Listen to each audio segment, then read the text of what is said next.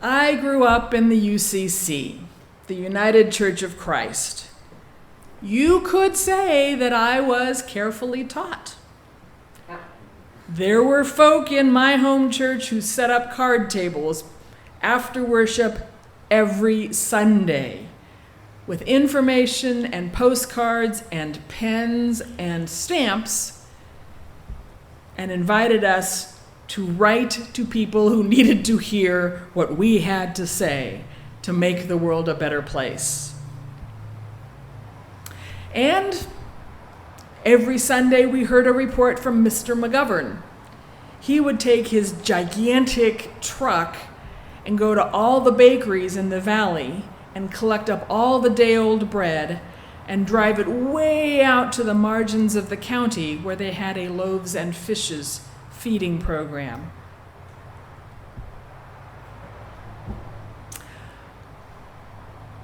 In terms of those sayings, as a young person, I was completely enamored by the activist buttons and the bumper stickers. My favorite UCC bumper sticker is "To believe is to care is to do." Bumper sticker theology forces you to be succinct. For example, in its simplest terms, all religions seek to address the basic human condition. Captured on a bumper sticker, that's shit happens. All the rest is commentary.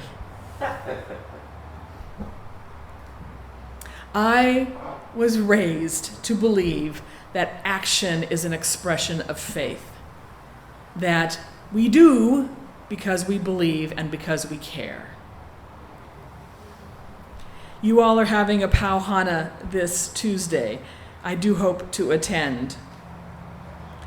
I don't want to steal anybody's thunder or spoil any surprises, but one of the things that's happening very soon is a 1,000 postcards to reform cash bail project. Now, one of the nuances that we're working on with the postcard campaign ties in with the idea of justice actions being prayers made manifest, that is, faith with its boots on. One of the sets of the target recipients of these postcards is the folks who are already supportive legislators. Think about it.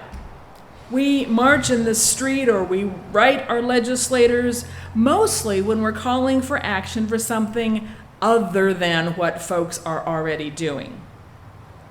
Postcards to the legislators who are already in favor of cash bail reform are like little prayer hugs. They say you're not alone. You may have gotten grief from others, your constituents or your legislative colleagues, but you are not alone. We're here. We support you. We're going to work with you this legislative session to get her done. Actions. Actions become a kind of prayer. The Christian Testament, 1 Thessalonians, says, "Pray without ceasing." And there is a famous phrase, another one of those captures, "Preach the gospel at all times. Use words if necessary." And no, it wasn't St. Francis of Assisi. Lots of ink spilled over that one.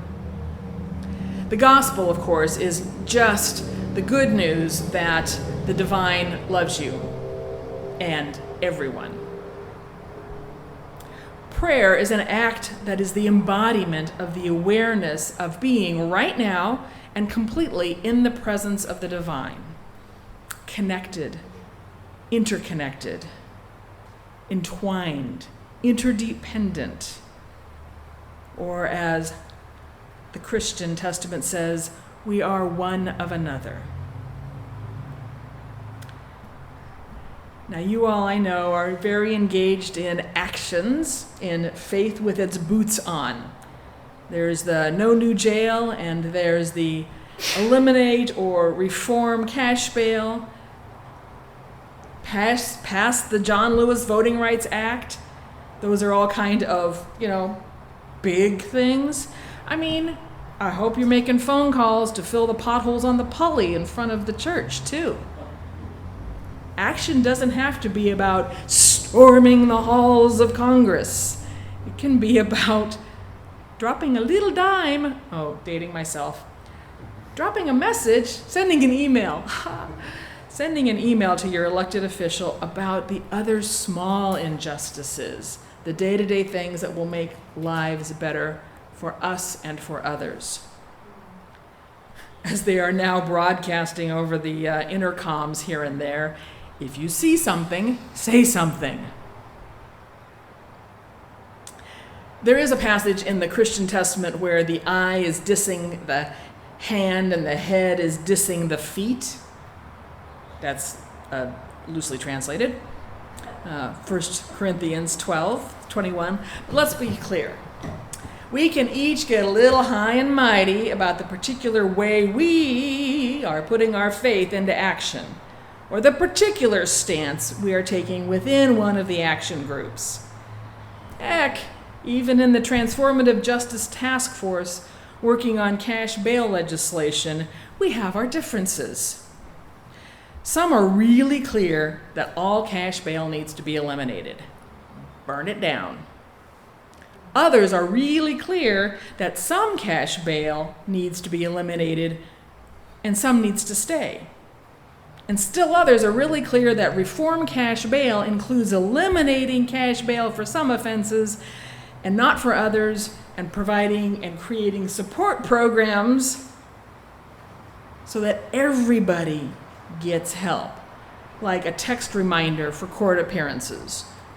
A colleague of mine who works in the Napa courts in California said that they put this in place a couple years ago. Not only do people who need to come in for their court appearance get a text message, but so does the prosecutor, and so does the defense attorney, and so does the social worker. And I think the judge might too. Like, everybody gets a reminder. Is that helpful or what?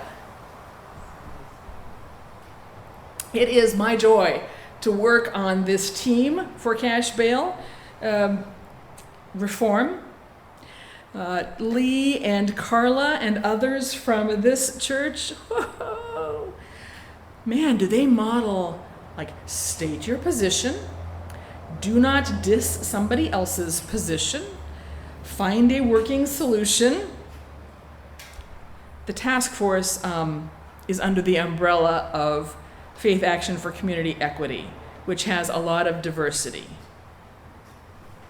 For me, doing justice is so entwined with being a person of faith that I find myself way over in the isn't it patently obvious camp with some of you. Now, testifying at the legislature or even writing postcards or sending emails may not be your cup of tea. Faith in action also includes prayer. Prayer, of course, is another one of those fraught topics. Does the divine intervene if we pray? Does the divine fail to intervene if we fail to pray? All right, I think at the very least, we who pray and those who are prayed for are changed by prayer. I certainly know that if I am aware that people are praying for me, I feel stronger and at more peace than when I think I'm all out there on my own. So, whether the hearts of legislators are changed, or whether the heart of the divine is changed, or whether the course of illnesses are changed, that's not my point. This is my point. You can engage in faith in action by praying for those whose faith in action looks different from yours. Those of us who testify before the legislature are often scared to do so. And expanding on what Maggie Kuhn said, we speak up. We speak the truth, even through our fear and even when our voice shakes. Now, here's the rub. For each one of us, there comes a time when we're too tired, frustrated, burned out, or disheartened to go on. And that's why we have each other, to remind each other why we're putting faith in action. Here's how a very wise person put it, J.R.R. Tolkien, as manifested recently on the big screen. Frodo says, "I can't do this, Sam." And Sam says, "I know. It's all wrong. By rights, we shouldn't even be here." Echoes of marching for things we thought we had solved a few decades ago. But we are here. It's like in the great stories, Mr. Frodo, the ones that really mattered. Full of darkness and danger they were, and sometimes you didn't want to know the end. Because how could the end be happy? How could the world go back to the way it was when so much bad had happened?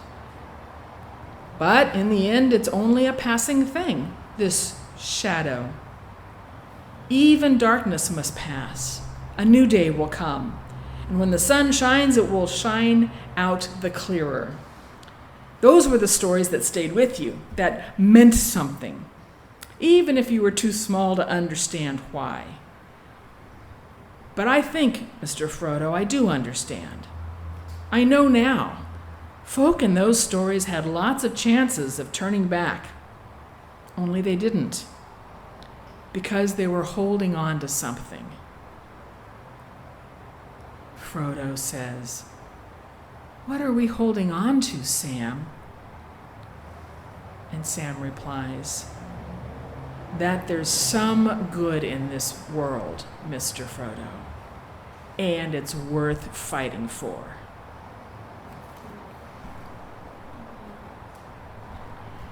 Here's another rub.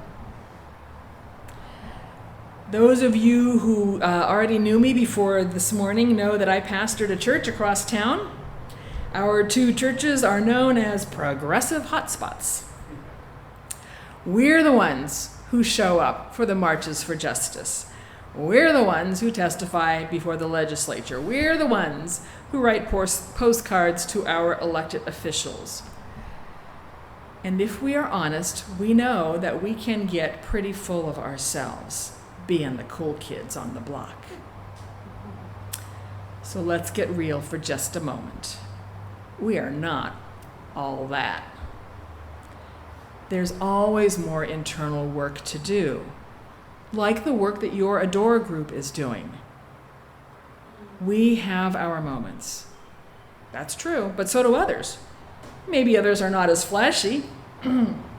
Maybe they're quietly cooking meals for decades for IHS, or feeding the hungry in Chinatown, or providing sewing go bags for women leaving domestic violence, or packing up little hygiene kits and stackies to hand out at stoplights. So while we're at all this, how do we refer to those who do not do as we do? Because children will listen. Do we refer to the folk who advocate on the other side ignorant, backwards, unenlightened, poor thing, didn't get raised right, or worse? What have you said about the January 6th rioters? What have you said about the January 6th rioters within the earshot of children? Or within the earshot of the more gentle souls in the church? Or within earshot of those who support the January 6th rioters? Think you don't know any? Unlikely, if you live here in Hawaii. Probably you just don't know that you know some. The moral injury of talking stink about those on the other side happens to children, to the kind and gentle spirits. It happens to those being talked about, and it happens to those of us doing the talking. We who talk stink about others harm ourselves, our own souls as well. Now, purity is not possible, but we can be better tomorrow than we were today. And we can put our faith into action tomorrow in ways that we have not done today. When I'd head out the door as a teenager to some meeting or some justice action, my father, who was not of that like mind, would say, "Give 'em hell, smudgepot."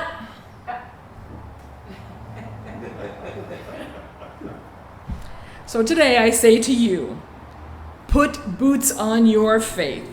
Be faith in action. Geev Um. Amen. Ken Yehi Ratzon. Inshallah. Emua.